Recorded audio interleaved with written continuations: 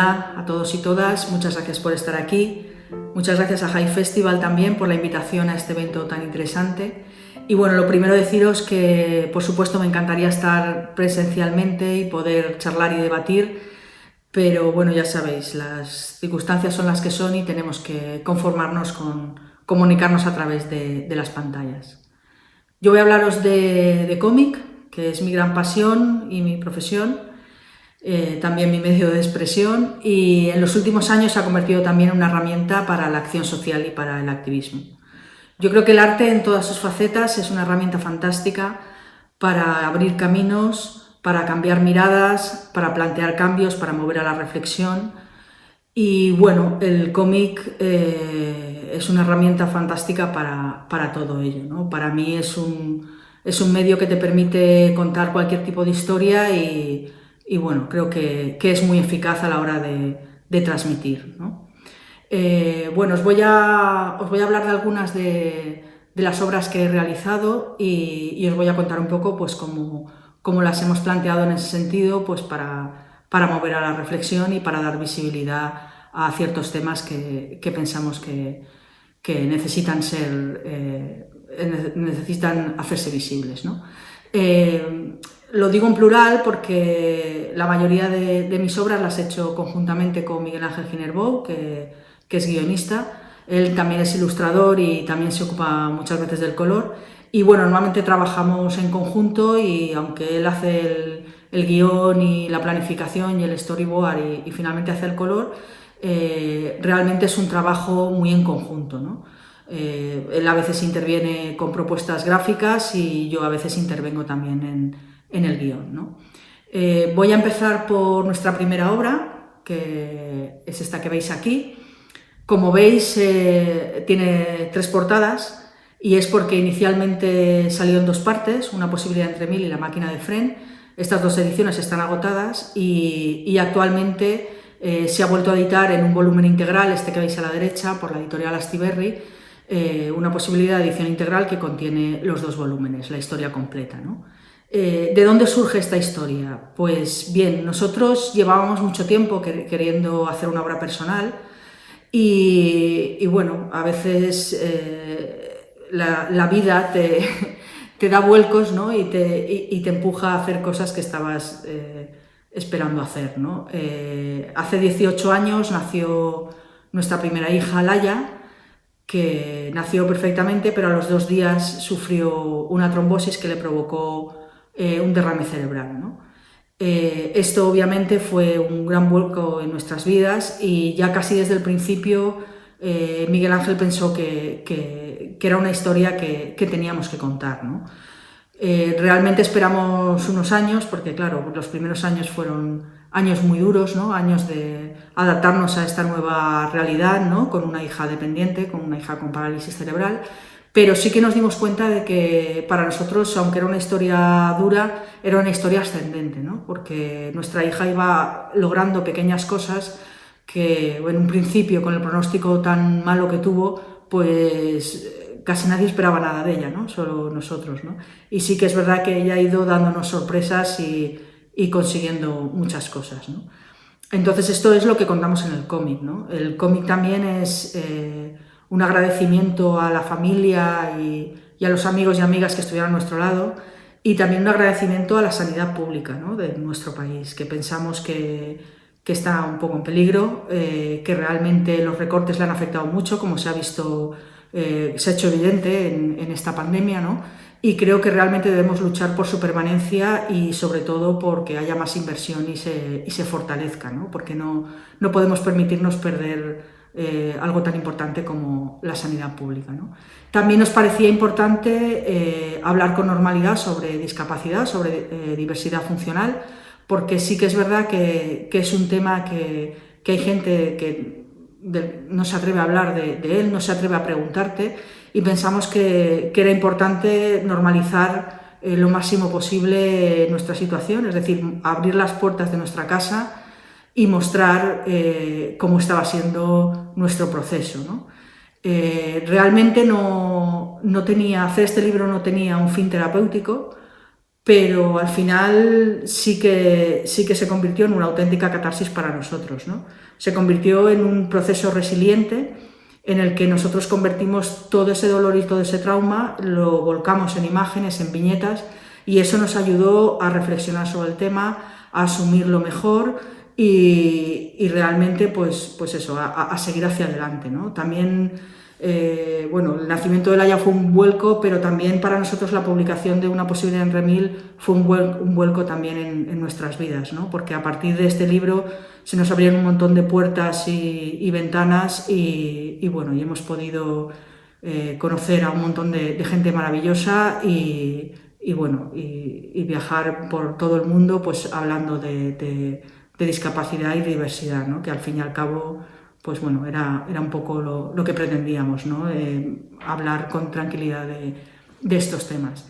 Y bueno, contaros que algunos de los recursos que hemos utilizado para contar esta historia pues son recursos muy propios del cómic, ¿no? Como lo son las metáforas visuales, ¿no? Que bueno, a mí me encanta una definición que hace la filóloga Inés González Cabeza, que dice que la metáfora visual es la herramienta que nos permite hacer visible lo invisible. ¿Y esto qué significa? Que claro, que hay cosas que realmente tienen forma, tienen color o tienen una simbología predeterminada, pero hay otras muchas cosas que no lo tienen, que no tienen forma, como son el dolor, la emoción, la felicidad, el miedo. Todos estos sentimientos, todas estas emociones no tienen forma, ¿no? Y bueno, y ahí es donde los autores tenemos la oportunidad de crear nuestra propia simbología y crear esas imágenes que puedan transmitir eso que estamos sintiendo, ¿no? Como muestra de ello os muestro esta página en la que veis, este es el momento en el que el médico nos dio todas las malas noticias, ¿no? Y nos dijo que nuestra hija no sabía si iba a sobrevivir y que si sobrevivía pues se iba a quedar muy mal, ¿no? Entonces, ¿cómo representar un momento tan durísimo, ¿no? Entonces, nosotros pensamos que una forma de representarlo era hacerlo con una gran mancha negra, ¿no? Esta mancha negra se va viendo a lo largo de todo el cómic y bueno, y al principio del cómic las páginas tienen mucho negro y a medida que va evolucionando las páginas tienen menos negro y tienen más luz, ¿no? Entonces, este es otro recurso que hemos utilizado, es decir, el recurso de la iluminación para crear sensaciones, ¿no? Es decir, tú empiezas el libro y tienes una serie de sensaciones de tristeza y de agobio, pero a medida que vas leyendo va siendo todo más luminoso, ¿no? Porque vas viendo cómo la niña avanza, ¿no? También deciros que también decidimos que no queríamos poner ninguna viñeta completamente negra, ¿no? Todas las viñetas tenían algún punto de luz, porque sí que pensamos que incluso en los momentos más duros siempre hay algún punto al que agarrarse, ¿no? Luego, bueno, hemos hablado también en el cómic pues eso, de la familia, del apoyo, pues como veis en esta viñeta, que es una viñeta dedicada a mi madre, que es una metáfora de un árbol, que es lo que, bueno, ella significa para mí, ¿no? El árbol donde siempre me puedo cobijar. Luego veis también esta otra página en la que también represento a mi familia y bueno, en aquellos momentos pues nos ayudaron mucho y la forma de representar esta ayuda fue también con la metáfora de la mancha negra, ¿no? Es decir, yo tenía la sensación de que ellos me estaban quitando la mancha negra de encima y me estaban ayudando a coger fuerzas para seguir adelante, ¿no? Luego en esta otra página que os muestro ahora, para mí también fue un momento muy importante porque fue el momento de volver al estudio a trabajar. Obviamente yo después de la baja maternal estuve unos cuantos meses más sin trabajar porque Laia necesitaba mucha rehabilitación y bueno, tenía muchas citas médicas y no podía trabajar. Pero bueno, llegó un momento en que mi hermana Elvira nos ayudó, se empezó a quedar con ella por las mañanas y yo pude volver al estudio, ¿no? Entonces para mí esta página entera que muestra mi vuelta al trabajo, ¿no? Es muy importante para mí, ¿no?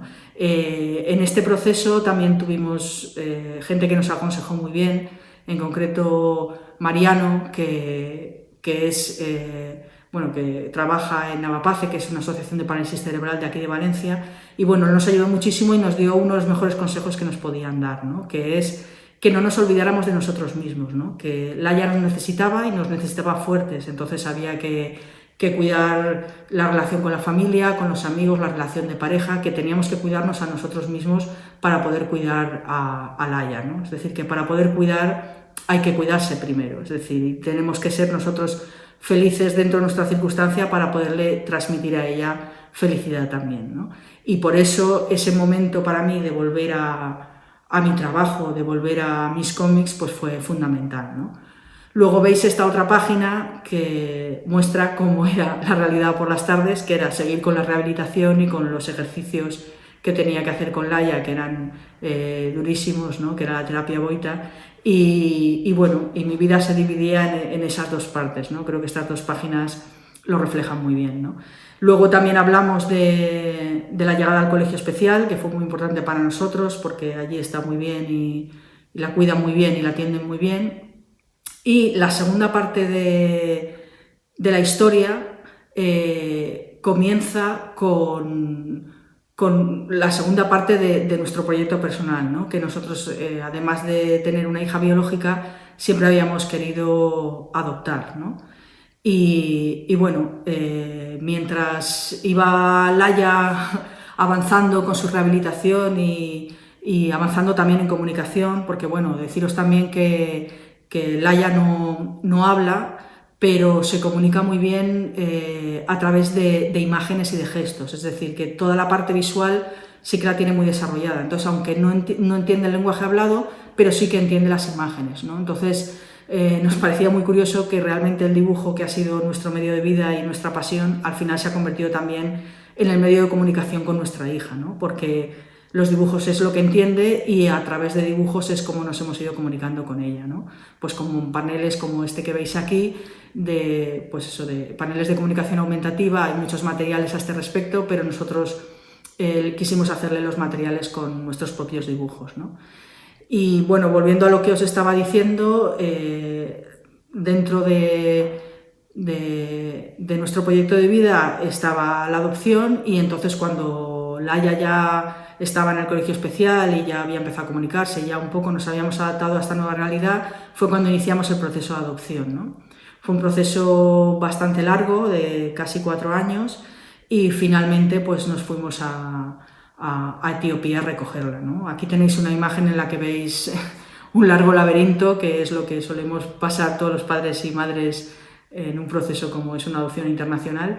Y bueno, en la siguiente página veis cómo llegamos a Etiopía y aquí cambia el color. Entonces, aquí realmente lo que hemos hecho es un uso narrativo del color, es decir, que hasta ese momento de la historia habíamos utilizado el verde porque nos recordaba al verde hospital, a todo lo que habíamos vivido con Laia, pero a partir de ese momento, al llegar a África, sí que nos parecía que ese verde hospital no reflejaba lo que estábamos viendo en África, ¿no? Entonces decidimos cambiar a ese color ocre que nos recordaba pues mucho a la tierra y al sol africano, ¿no? Y era también un poco una metáfora de que nuestra vida cambiaba de color, ¿no? Que pasábamos de los hospitales al sol africano, ¿no? Y bueno, la siguiente página que os muestro es uno de los momentos esenciales de la adopción. Hay dos momentos esenciales. El primero es la asignación, cuando te enseñan la foto y te dicen quién es tu hija, que por supuesto te enamoras de ella al instante. Y el segundo momento más importante es el momento del encuentro, ¿no? Es un momento muy emocionante porque, claro, tú llegas allí y ella, en aquel momento nuestra hija Selam tenía 4 años y, claro, era consciente de lo que estaba ocurriendo, ¿no? Y era muy importante que nosotros fuéramos pacientes, ¿no? Es decir, que esperáramos a que ella se acercara a nosotros para que nos asustara, ¿no? Entonces, en esta página, pues, reflejamos cómo fue aquel instante en el que el tiempo se paró y ella salió de la casa y se quedó parada mirándonos, ¿no? Y eso, el tiempo se quedó suspendido hasta que ella ya decidió caminar y acercarse a nosotros y y abrazarnos, ¿no? En todo momento estaba muy seria, obviamente, porque para ella era un momento muy complicado, y entonces lo que decidimos fue sacar el cuaderno de viaje que llevábamos, donde íbamos apuntando todo lo que íbamos viviendo, y en una de las páginas le hicimos un dibujo de nosotros dos con ella, ¿no? Y bueno, fue muy emocionante porque en ese momento conseguimos arrancarle la primera sonrisa, ¿no? Y bueno, nos dimos cuenta una vez más de que el dibujo es el lenguaje universal, y lo que decía, nos había servido en nuestra profesión, luego nos había servido para comunicarnos con nuestra hija Laia, y ahora nos estaba sirviendo para comunicarnos con nuestra segunda hija, que obviamente hablaba otro idioma, ¿no? Y bueno, nos sirvió, los comunicadores que teníamos de Laia nos sirvieron también para comunicarnos con Selan las primeras semanas, y bueno, pues fue fantástico, ¿no? Ver cómo el poder de comunicación del dibujo es algo universal e infinito. Y bueno, antes de pasar a las siguientes obras, deciros que a raíz de una posibilidad hemos descubierto un movimiento muy interesante que surgió en el mundo anglosajón, ese movimiento Graphic Medicine que empezó Ian Williams, un doctor y un autor de cómics, y con una enfermera también estadounidense, y bueno, ellos se dieron cuenta del poder comunicador del cómic y que podía ayudar a humanizar la sanidad, ¿no? Es decir, que tanto en las facultades de medicina como en los centros médicos, como en los hospitales, muchas veces se estudia la medicina y se estudian las enfermedades, pero muchas veces falta información sobre cómo vivimos los pacientes, cómo vivimos los familiares de los pacientes, ¿no? Y claro, vieron que en los cómics podían encontrar muchas de esas claves, ¿no? Entonces empezaron a recopilar un montón de títulos en una web que tienen, incluso publicaron un manifiesto sobre Graphic Medicine, y luego hace unos pocos años, también aquí en España, Mónica Lalanda, que también es doctora y también es autora de cómic, junto a un equipo de profesionales de la sanidad, han hecho también su versión en este país de ese movimiento, ¿no? Que se llama medicina gráfica. Y bueno, yo creo que es interesantísimo, por eso me interesaba hablar de él y que lo conocierais, porque bueno, en ambas webs podéis encontrar un montón de material relacionando la medicina con el cómic, ¿no? Me parece que es interrelacionar dos disciplinas y que bueno, que van muy bien juntas y que se pueden ayudar mucho la una a la otra, ¿no? Bueno, siguiendo con más obras nuestras, comentaros que después hicimos esta obra, Pillada por ti, que fue una obra, un encargo del Ministerio de Igualdad, y bueno, fue muy interesante hacerla porque está destinada a público adolescente y habla sobre prevención de violencia de género, ¿no? Es decir, no habla de la violencia física, pero sí que habla de todas esas violencias psicológicas que hay previas a la violencia física, ¿no? Y que son igual de peligrosas y que hay que atajar y que muchas veces pasan inadvertidas, ¿no? Entonces, nada, hicimos este cómic que se ha trabajado en muchos institutos y que bueno, que pensamos que está siendo una buena herramienta para trabajar este tema entre las personas más jóvenes. Después de eso hemos hecho también trabajos sobre cooperación internacional. En concreto hemos trabajado 3 veces para Oxfam, en estas 3 portadas que veis aquí. La primera, El bote de mermelada, es sobre Guatemala. La segunda, Ondas en el río, es sobre Nicaragua. Y la tercera, Zara, es el último trabajo que hemos hecho, que lo hemos hecho con Oxfam Holanda, y es sobre mujeres policía en Afganistán, ¿no? Y bueno, los 3 trabajos muestran la lucha de las mujeres por la igualdad, ¿no? Y lo importante que es la cooperación internacional para conseguir la igualdad de las mujeres en todos los países del mundo, ¿no? Concretamente, Viñetas de vida, el cómic de Ondas en el río fue un proyecto muy intenso, porque fue una gran apuesta que hizo Oxfam, ya que lo que hizo fue enviar a 7 autores y autoras españoles por diferentes países de África, Asia y Latinoamérica, ¿no? Y bueno, nos fuimos con gente de Oxfam, nosotros, como he dicho, a Nicaragua, y pudimos conocer de primera mano cómo era el trabajo que se estaba haciendo en cooperación internacional, para luego, al volver aquí, hacer un libro recopilatorio en el que cada uno mostraba las realidades que había visto en cada país, ¿no? Entonces me parece un trabajo muy interesante porque realmente fue un trabajo casi periodístico de reporteros gráficos, y el poder tener la oportunidad de ir sobre el terreno, conocer a la gente que está trabajando allí y luego poder transmitirlo aquí, pues la verdad es que fue interesantísimo, ¿no? Como nos comentó Norlan, una de las personas que conocimos allí que estaba trabajando en el río Coco, él nos comentó que nos hizo ver que realmente el trabajo de cooperación es importante y sobre todo funciona cuando todos los actores estamos trabajando a la vez. Es decir, que él nos recalcó que no solo su trabajo allí sobre el terreno era importante, sino que también era importante nuestro trabajo aquí para transmitir lo que ellos estaban haciendo y que pudieran seguir llegándoles fondos para seguir trabajando, ¿no? Es decir, que lo que aprendimos es que realmente todos estamos interrelacionados, que todas las profesiones son útiles y que al final nos ayudamos unos a otros, ¿no? Es decir, el trabajo de Norlan allí en terreno es muy importante, pero también nos hizo ver que nuestro trabajo como autores y como difusores de esas realidades a través de los cómics, pues también era esencial para poder continuar con su trabajo, ¿no? De este viaje mostraros una imagen que bueno, que para nosotros fue el momento más impactante. Fue el momento en el que en Puerto Cabezas visitamos un albergue de unas niñas que, bueno, allí iban niñas que habían sufrido abusos por parte de familiares o personas cercanas, ¿no?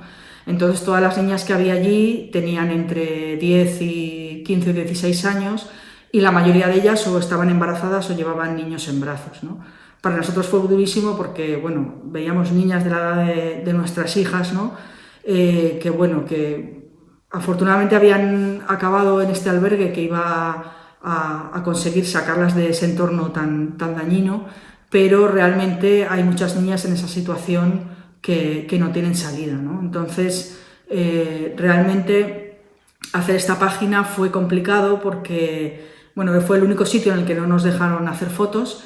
Y bueno, yo me llevé en mi memoria las miradas de estas niñas, ¿no? Que algunas podían sonreír y otras no. Y mi forma de representar su sufrimiento y su circunstancia pues fue esta que veis, ¿no? La parte de arriba está en color porque ya están en el albergue y tienen posibilidades de futuro, pero algunas de ellas pues todavía no pueden sonreír y tienen la parte de abajo en blanco y negro con esas serpientes que representan pues eso, todo ese pasado de dolor y de sufrimiento que llevan arrastrando y que les mantiene todavía agarrotadas, ¿no?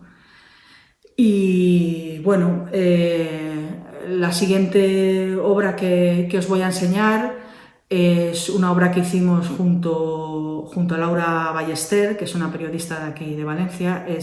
La obra se llama El día 3 y bueno, decidimos hacerla cuando conocimos el libro que publicó Laura, que se llama Luchando contra el olvido, y el libro de Laura cuenta toda la lucha de la Asociación de Víctimas del Accidente de Metro de Valencia. En 2006, aquí en Valencia hubo un accidente gravísimo, uno de los más graves de España y de Europa, y las autoridades y el Poder Judicial, el Poder Eclesiástico y algunos medios de comunicación, como la Televisión Pública Valenciana, intentaron silenciar a las víctimas, intentaron boicotearlas, porque a los 5 días del accidente llegaba el Papa a Valencia, ¿no? Y no querían que un accidente como ese ensobreciera un acto tan importante, ¿no? Bueno, esto provocó que las dificultades para las víctimas fueran creciendo y creciendo y bueno, ellas se reunían cada día 3 de cada mes en la Plaza de la Virgen, en esta plaza que veis aquí, durante 9 años, hasta que finalmente pues, la sociedad valenciana empezó a despertar y poco a poco, pues gracias al apoyo de mucha gente de la cultura, de gente como Barret Films que les estuvo apoyando, del programa de Salvados de Jordi Évole y eso, entonces consiguieron que la gente fuera despertando y que se dieran cuenta de la injusticia que se había cometido con estas personas, ¿no? Entonces es una historia muy bonita porque es una historia de lucha social en la que podemos ver que, bueno, que a veces, aunque los poderes vayan contra la gente, el poder social de la gente no lo puede frenar nadie, ¿no? Y esto es una gran demostración de que sí se puede conseguir con la lucha social muchas veces el objetivo, ¿no? Finalmente, como digo, estuvieron 9 años en la plaza, se abrió y se cerró el juicio varias veces, y ya al final, el año pasado, ya cuando nuestro libro ya estaba publicado, consiguieron finalmente que se abriera un último juicio y hubo 4 personas de Ferrocarriles de la Generalitat Valenciana que admitieron su culpa, aceptaron una condena y, bueno, pues realmente se les dio por fin la razón a las víctimas, ¿no? Entonces nosotros lo que hemos hecho ha sido, pues, trabajando con Laura y con la asociación, contar esta historia de lucha social y contar esta historia de estas personas que se merecen que aprendamos de ellas porque son un ejemplo para todos nosotros, ¿no? Finalmente la plaza se llenó y bueno, la sociedad valenciana les apoyó, la gente les apoyó y consiguieron su objetivo, ¿no? Y bueno, ya para acabar, mostraros algunos ejemplos de algunos trabajos de ilustración que he hecho, en los que también he intentado reflejar, pues, la diversidad y la igualdad, ¿no? Este primero que veis aquí es un cartel que hice para la Generalitat Valenciana, para el Día de la Mujer, y bueno, a mí me llamaba mucho la atención que la mayoría de los carteles que había visto hasta entonces del Día de las Mujeres eran casi siempre una única mujer blanca, delgada, guapa y joven, ¿no? Entonces pensaba que realmente no estábamos todas representadas ahí, ¿no? Que me parecía que no estábamos todas ahí. Entonces por eso decidí hacer esta imagen en la que hay diferentes edades, diferentes colores y en la que hay también diversidad funcional, ¿no?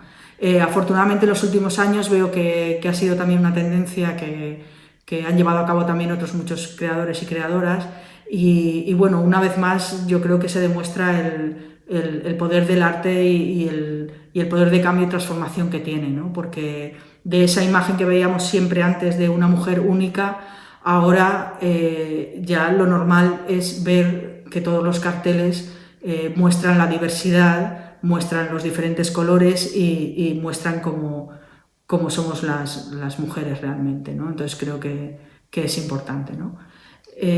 También quería enseñaros esta ilustración que hice para El País Semanal, un poco pues eso, para mostraros lo que os estaba comentando, ¿no? Que incluso en encargos que en teoría son encargos sobre otros temas, en este caso tenía que hacer un grupo de gente viendo series en diferentes pantallas, pero siempre, como veis, hay diferentes colores, diferentes edades y hay diversidad funcional, ¿no? Creo que es muy importante pues que sea normal, ¿no? Que sea habitual que haya personas con diversidad funcional en todo, ¿no? En los cómics, en los carteles, en la literatura, porque es una forma de normalizar y de incluir, ¿no? Es una forma de hacernos ver a todos que todos somos personas y que todos estamos incluidos en esta sociedad, ¿no? Lo digo porque en este sentido sí que nos queda algún camino por andar, porque nosotros cuando vamos con Laia, pues sí que sigue habiendo miradas, ¿no? Y sí que sigue habiendo gente que no entiende y no sabe tratar a Laia, ¿no?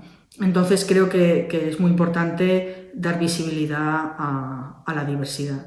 Igual que en los cuentos infantiles, ¿no? Como estos que veis aquí, en los que, aunque también los temas sean otros, pues bueno, es muy, muy sencillo, pues si hay 5 o 6 duendes, pues que uno de los duendes vaya en silla de ruedas, ¿no? O si hay un grupo de niños, pues que haya un niño o una niña que vaya en silla de ruedas, ¿no?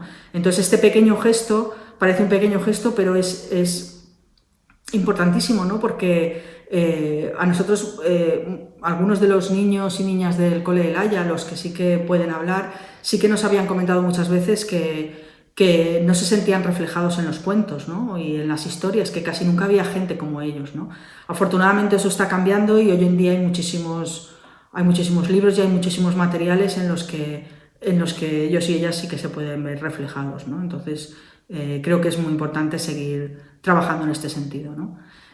Mostraros también estos calendarios. Nosotros en el Colegio Especial de La Haya colaboramos con el equipo de baloncesto de aquí de la ciudad, con el Valencia Basket, tanto con el femenino como con el masculino, y colaboran con nosotros para hacer un calendario solidario todos los años, ¿no? Entonces me parece muy importante, primero porque los niños y niñas disfrutan muchísimo haciéndose fotos con sus jugadores favoritos, ¿no? Y aparte también porque nos da la oportunidad de en la portada, una vez más, incluir a nuestros niños y niñas pues, con los jugadores y normalizar pues eso, la discapacidad y hacerla lo más visible posible, ¿no? También mostraros este trabajo que hice para el diario Ara, en el que el tema que quería tratar era la vuelta al cole, y yo decidí pues tratar la vuelta al cole especial, ¿no? Porque bueno, yo soy muy partidaria también obviamente de la inclusión. Hay muchos niños con diversidad funcional que realmente están muy bien en colegios ordinarios incluidos, ¿no? Y porque les va muy bien, tanto a ellos como a los otros niños, pero cuando son casos tan graves y son grandes dependientes, sí que es verdad que los centros especiales tienen una atención mejor y más adecuada a su circunstancia, ¿no? Entonces yo creo que lo ideal es mantener ambas fórmulas, ¿no? La inclusión en centros ordinarios para ciertos tipos de diversidad funcional, y que sigan existiendo los centros especiales para nuestros hijos e hijas, porque la verdad es que son allí muy felices. La nuestra está en el de Cruz Roja de Valencia y bueno, está muy bien atendida y aprende muchísimo porque la enseñanza es totalmente personalizada para ella, ¿no? Y por eso quise hacer este cómic homenaje. Y bueno, ya para acabar, contaros mi próximo proyecto, que bueno, es un proyecto también un poco especial, también autobiográfico. Por lo visto la medicina gráfica me persigue y bueno, la vida a veces te lleva por caminos que no esperabas, ¿no? Entonces, contaros que el año pasado pasé por un cáncer de mama. Afortunadamente fue un cáncer pillado a tiempo, gracias una vez más a la prevención, a la sanidad pública. Y bueno, siempre ha sido de un pronóstico muy bueno, pero como fue también en tiempos de pandemia, pues como imaginaréis ha sido una época un poco, bueno, bastante complicada, ¿no?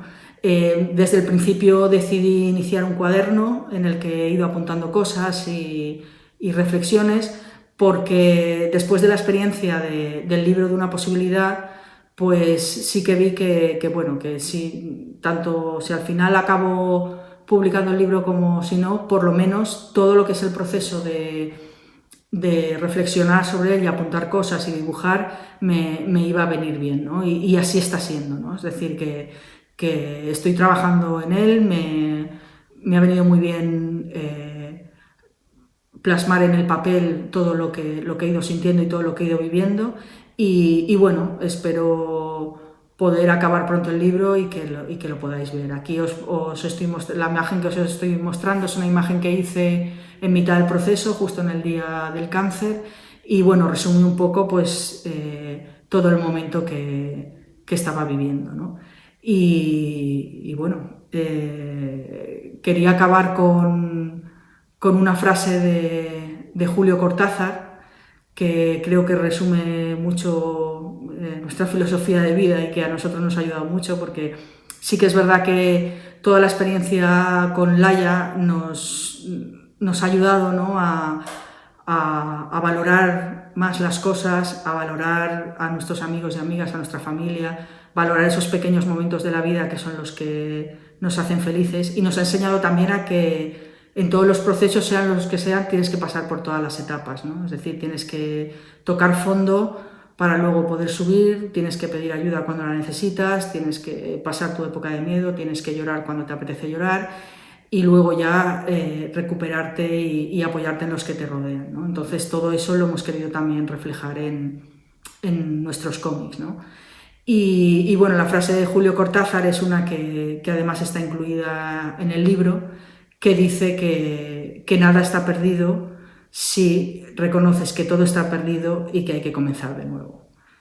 Entonces, bueno, yo creo que es una buena filosofía de vida para ir asumiendo los obstáculos que nos va poniendo la vida y ir siguiendo adelante. Bueno, espero que os haya resultado interesante lo que os he contado y bueno, si queréis enviarme cualquier comentario o pregunta, estaré encantada de recibirlos. Gracias de nuevo a High Festival y bueno, nos vemos, espero que algún día en persona. Muchas gracias.